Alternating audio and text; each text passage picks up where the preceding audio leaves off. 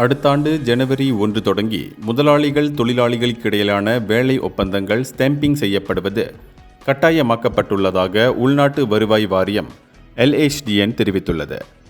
இது 2025ஆம் ஆண்டு பட்ஜெட்டில் குறிப்பிடப்பட்டு கட்டம் கட்டமாக அமல்படுத்தப்படும் சுய பரிசோதனை ஸ்டாம்ப் டியூட்டி அமைப்பை தொடர்ந்து இந்த நடவடிக்கை மேற்கொள்ளப்பட்டுள்ளதாக LHDN இன்று வெளியிட்ட அறிக்கையில் தெரிவித்தது.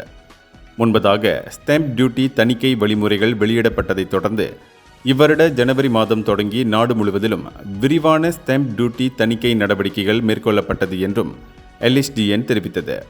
அது மட்டுமின்றி நாடு முழுவதும் நடத்தப்பட்ட தணிக்கை அமலாக்க நடவடிக்கைகளின் அடிப்படையில் பெருவாரியான வேலை ஒப்பந்தங்கள் 1949ஆம் ஆண்டு ஸ்டாம்ப் சட்டத்தின்படி ஸ்டாம்பிங் செய்யப்படாமல் இருப்பதாகவும் அந்த அறிக்கையில் தெரிவிக்கப்பட்டுள்ளது.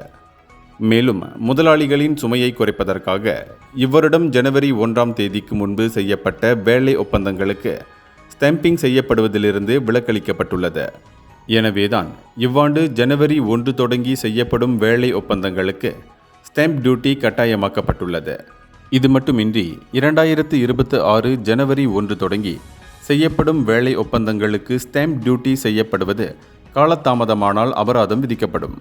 ஆகவேதான் இந்த வழிமுறைகளை பின்பற்றுமாறு நிறுவனங்களுக்கும் முதலாளிகளுக்கும் LHDN அறிவுறுத்தியது.